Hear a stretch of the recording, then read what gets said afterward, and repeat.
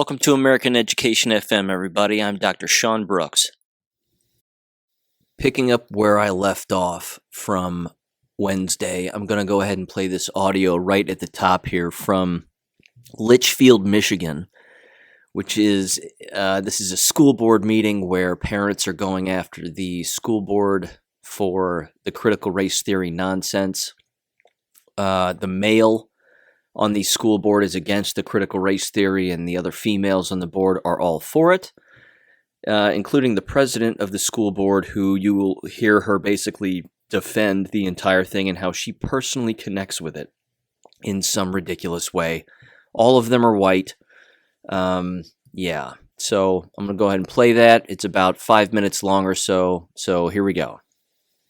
I've done a lot of research into this transformational equity work document, as well as Mr. Kendi's theory, radical theory, unproven, without a lot of supporting facts, and I'm deeply concerned for my kids who are in this district. I have had over a dozen teachers reach out to me, frustrated and upset over what is being thrown their way with this transformational equity work, thanking me for speaking up for them because they can't do it themselves for fear of retaliation and possible discrimination.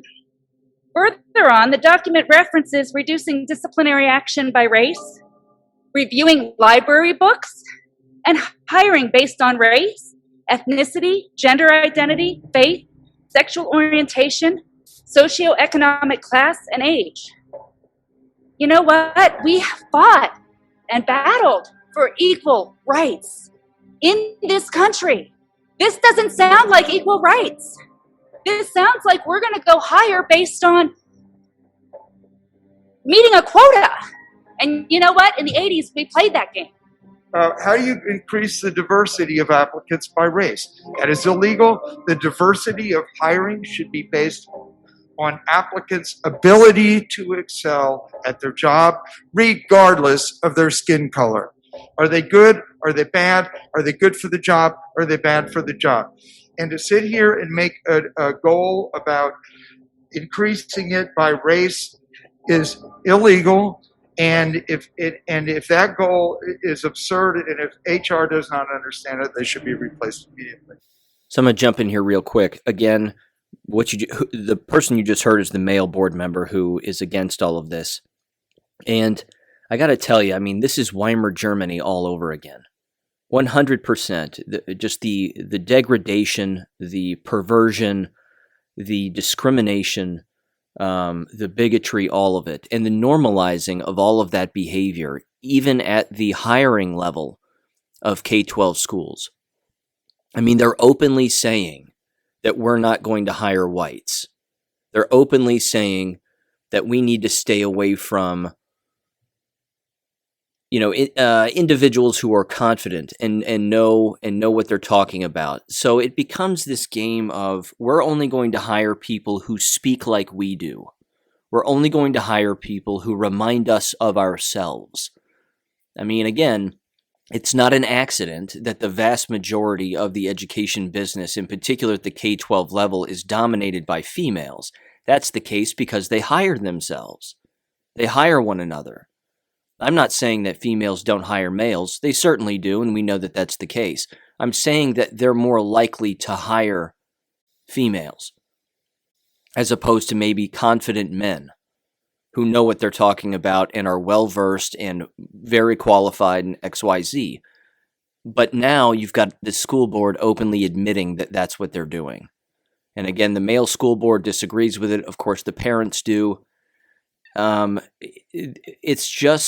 It's a level of unprofessionalism that aligns itself perfectly with Marxism, and there's no denying that, because these are all Marxist tactics. And the people who are actually pulling the strings here, the individuals who live in the high rises and have their offices way up high and are laughing, that they've brainwashed the local level and the local individuals into believing that all of this is actually a good thing. They are the enemy. But the people at the local level have no idea that they're being brainwashed with all of this. They just have no idea. They read one book, or one book gets pushed on them, and then they start to believe it. And it's really sad. I'll continue. Here we go. These teachers are already stressed out, overwhelmed, underappreciated, and now the district, with implementation of this TEW, will pit parents against teacher and students against students. And let me just tell you, my kids are a minority group. I am Hispanic. Never once have they come home and said that they felt victimized or discriminated against because of their race or ethnicity. Do you want to know why? Because my children are taught at home the value of people, that you treat people the way that their character and integrity defines them in your view. That is not a place for the district or the board to impose a leftist, and yes, I'm going to make it political because that's exactly what this document is, a leftist rhetoric that has no place in our schools. So I know that we can make public requests for information. I want to know how many complaints the district has received from parents of minority children about this topic that makes it so heavy in the forefront above their academic skills like math, reading, all of those things. All right, this reminds me of something too, which I may have brought up in the past, but I'm going to bring it up again. The business of teachers being unappreciated. One of the most insulting weeks that takes place as a K-12 teacher is Teacher Appreciation Week. It is remarkably insulting. First of all, the most effective educators don't need somebody to pat them on the back because they think that that's embarrassing. They tend to be more humble. They don't need people to tell them that they're doing a good job. They're just doing what they know is right, and they just do it, and that's it.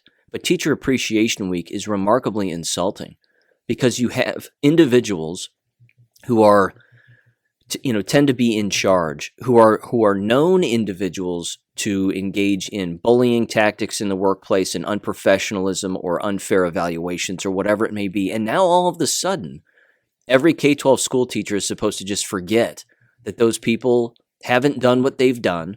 And now all of a sudden they're good people. Oh, because look, you find a bag of candy in your mailbox. Because it's Teacher Appreciation Week and I just want to get on the PA system and tell everybody what a great job they're doing. It's remarkably insulting. It's passive-aggressive nonsense. I've never enjoyed it. I've always thought it was stupid. And the vast majority of the most effective educators feel the exact same way.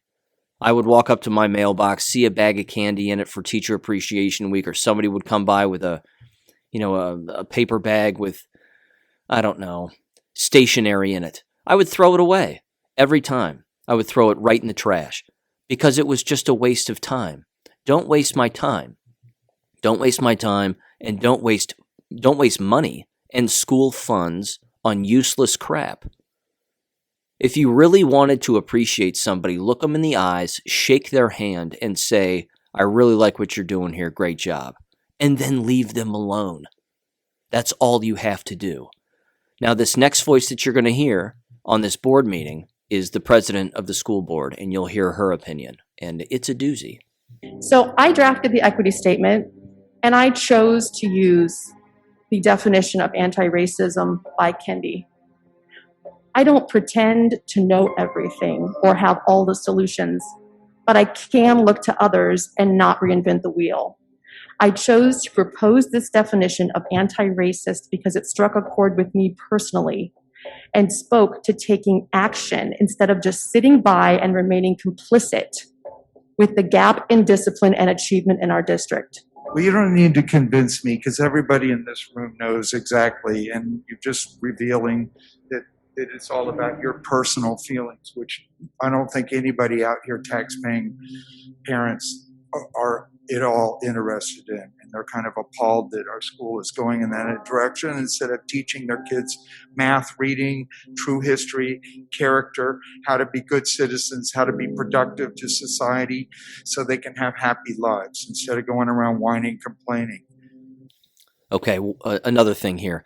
While I agree with everything that male school board member just said, I don't agree with the business of, the character building. I really don't. It's not the job of the school to raise the child or raise the student as if, again, as if government is the parent and the student is the child. It's not their job. Character building is not the responsibility of the school. That right there, that leap that was made somewhere, probably, it didn't happen in the 80s. It really didn't. I was a student in the 80s and we didn't do any of that garbage. Same thing in the 90s. We didn't do any of that. This was a early 2000s shift where the quote-unquote character building piece started to show up. Huge mistake. It was a huge mistake because there is nothing that shows that it's actually been effective. This is where the social emotional learning creeps in. This is where the Marxism creeps in. This is where the equity nonsense creeps in. Critical race theory, you see, that's the hill and that's the slope. And it just picks up speed from there. That's the whole point. It just picks up speed. And then it crashes into something like this, again, where you have parents showing true concern and raising their voices to school board members who are ideologues. Again, it's not the job of the school board member to do these things. It's not the job of a school board member to read a book on equity and race and critical race theory, believe it, and then implement it. It's not the job of the school board member to do that. That's not their job, but they believe that it's their job. And that's why, again, American K12 schools are failing, is because you have people who are stepping outside of their bounds. They're going way over the center line on what they need to be doing. School boards, as I've said in the podcast 1,000 times, school boards shouldn't even exist. It's an entity and a position that shouldn't even exist. And yet, it exists, and you can see what they're doing. Here we go. The governing board is responsible to the people of the district, not their own personal experiences, and therefore should be aware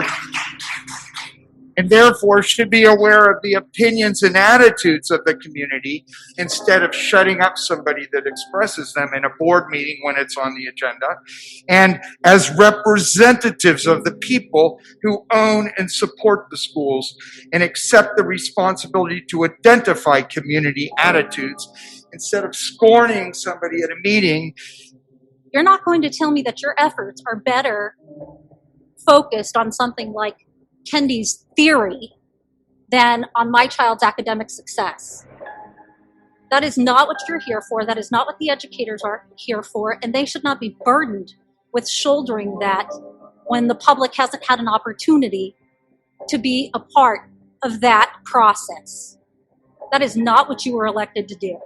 And just as the gentleman said that in June we have an opportunity to recall members of the board, I'd like to ask those of you who stand with me to support my efforts in recalling the members of the board who are proposing this product, as they call it.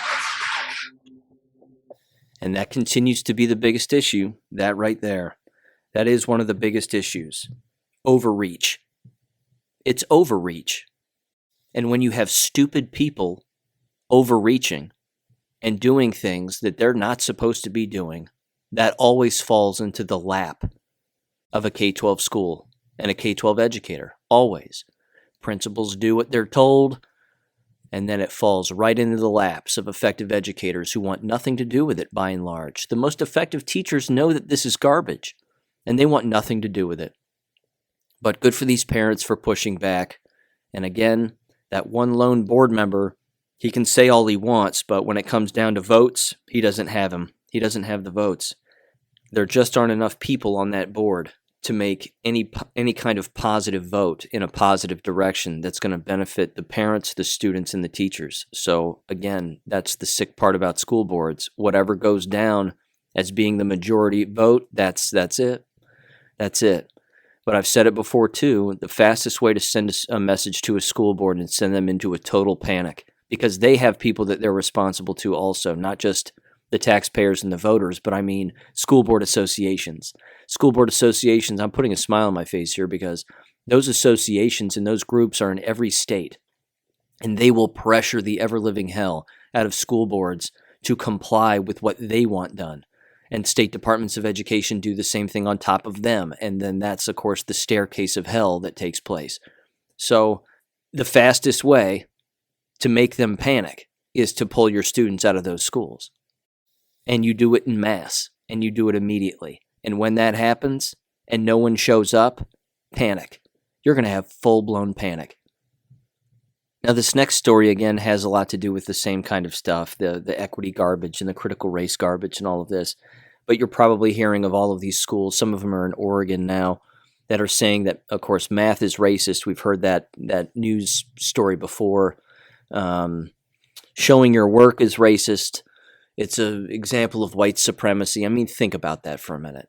Think about how stupid that sounds. I mean, what next? Showering is going to be white supremacy.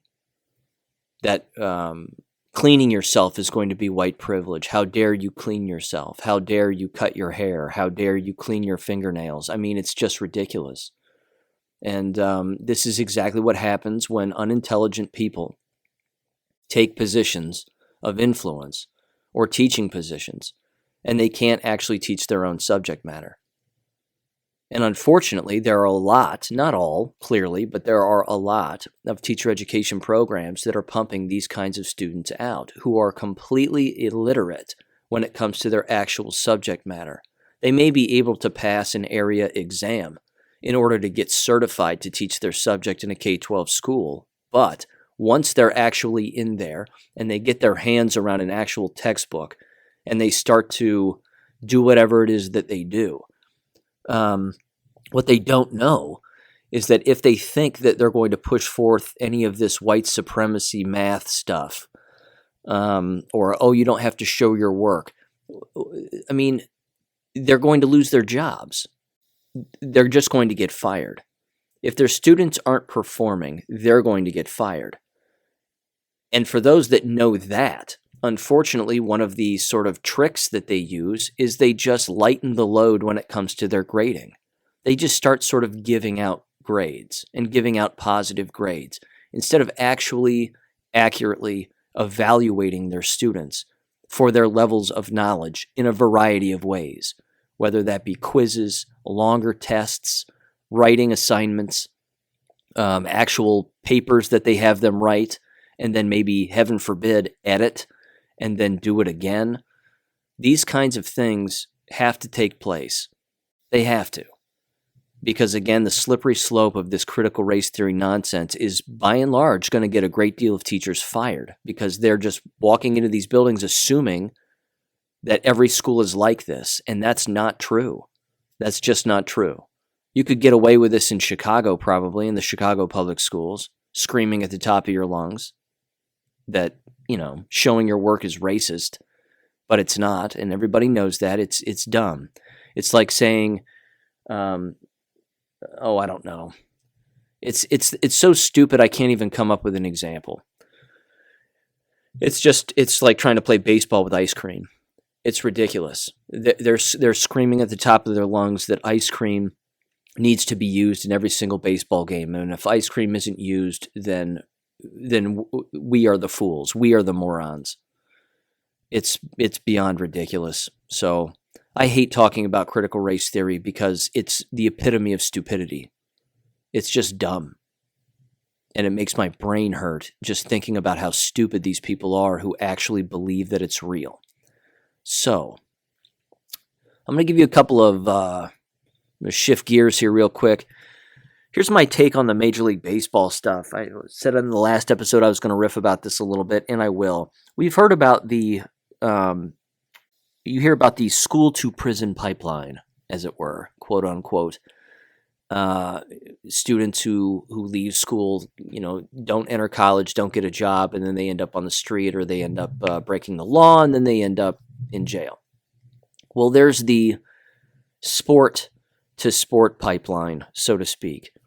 So at one end, in professional sports now, you have, again, the critical race theory, Marxism, destruction of the entire business taking place.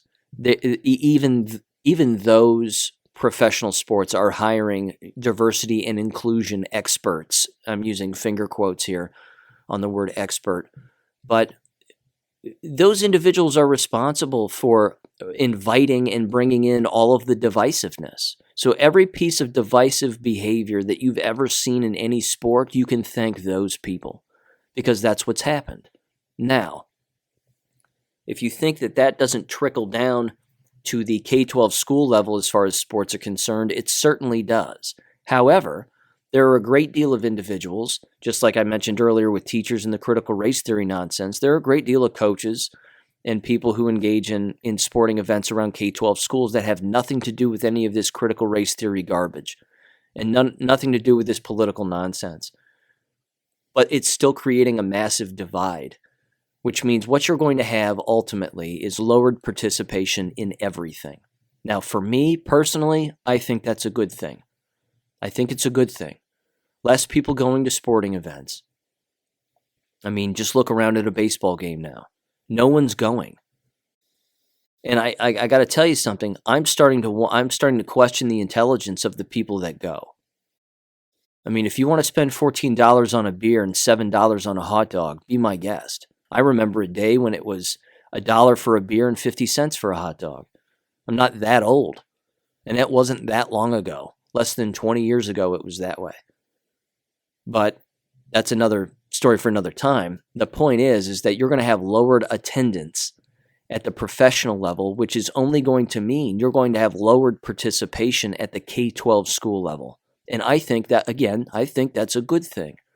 I think the less students that play sports and that are sucked in by the bread and circus, the more likely they are to maybe learn the phrase and the saying bread and circuses and look up that history of that phrase and start to recognize that it's the sporting events that have always been the distraction. It's the sporting events that have always actually been one of the larger problems to keep people purposefully from learning about who actually runs the world and who actually runs the show. Heaven forbid, they put down a ball and they pick up a book. I don't know if the ball is going to change a person's life. I can assure you that a book will. A book will change a person's life. It just does. So, I mean, that's I don't know. That's my take. I'm all for lowered participation in sporting events. I wish that more students would read more, because it's the reading that's going to take them further. It really is.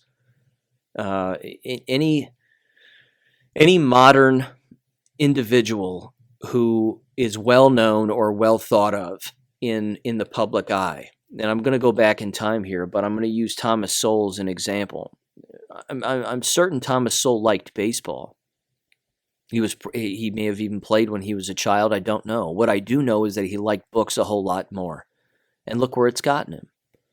Again, I'm not saying that some people don't have a God-given ability to play a game, but I assure you that books are going to take people a whole lot further. So, I don't know. That's my 2 cents on that. Now, 2 last stories here, and this is pretty messed up. Cornell University is now not going to allow students or staff back to their campus unless they get vaccinated. Again, they're not going to be the only ones that do this. K-12 public schools are going to do this, and it will be a nightmare. And again, I hope you see lowered participation in those areas that are forcing such a thing to actually take place. I've gone over the unhealthy nature of the shots in the last episode and in countless episodes, and it really is disturbing. The number of people that have died have permanent neurological damage. It's remarkable. It's absolutely remarkable how many of them there are.